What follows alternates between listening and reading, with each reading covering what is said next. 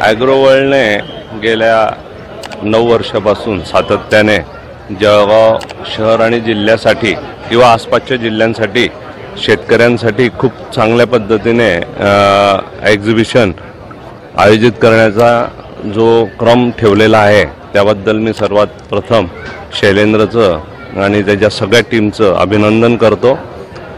शैलेंद्र शेती आणि शेतकरी या विषयासाठी वाहिलेल्या एका दैनिकामध्ये त्याने त्याचं काम केलं आणि तिथून त्याने शेती आणि शेतकरी हा विषय त्याच्या मनाला एवढा भावला की त्याने त्याच्यानंतर स्वतःचं छोटंसं रोपटं या निमित्ताने लावलं आणि आज ते रोपटं महाराष्ट्रात वेगवेगळ्या जिल्ह्यांमध्ये जोमाने फोफावतंय। याबद्दल मला खूप आनंद आहे आणि तो आपल्या जळगाव जिल्ह्यातील एका खेड्यातून शेतकरी कुटुंबातून आलेला आहे, त्याच्यामुळे त्याला शेती आणि शेतकरी याची चांगली जाण आहे।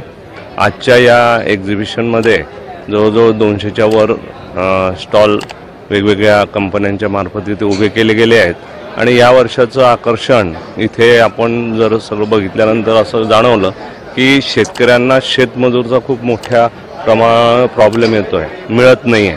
त्याच्यामुळे ॲटोमायझेशन झालं पाहिजे म्हणून मशिनरी शेतीमध्ये काम करण्यासाठी वेगवेगळ्या कामं करण्यासाठी ज्या मशिनरी पाहिजे त्याच्यावर भर देण्यात आलेला आहे आणि त्याचं फोकस आहे आणि त्या माध्यमातून शेतकऱ्यांना पुढे जाऊन चांगली शेती करण्याचं एक चांगलं या एक्झिबिशनच्या माध्यमातून हे दालन ओपन झालेलं आहे।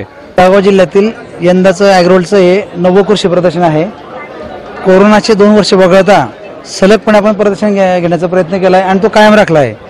सर्वात महत्त्वाचं गेल्या काही वर्षांपासून शेतीमध्ये शेतमजूर न मिळणं ही खूप मोठी समस्या आहे, तर त्याला पर्याय म्हणून आपण कृषी यंत्र व अवजारे यांचा वापर करतोय। यंदा प्रथमच 40हून अधिक कृषी यंत्र व अवजारांचे स्टॉल या प्रदर्शनात आलेले आहेत, जेणेकरून शेतकरी शेतमजुरांना जर काही समस्या भेडसावल्या शेतमजुरीच्या तर त्याच्यावरती मार्ग काढतील, लहान शेतकऱ्यांपासून तर मोठ्या शेतकऱ्यांना परवडतील अशा प्रकारची कृषी यंत्र कृषी अवजारे या प्रदर्शनात मांडली आपण आणि एकूणच प्रदर्शनामध्ये 200हून अधिक स्टॉल आहेत।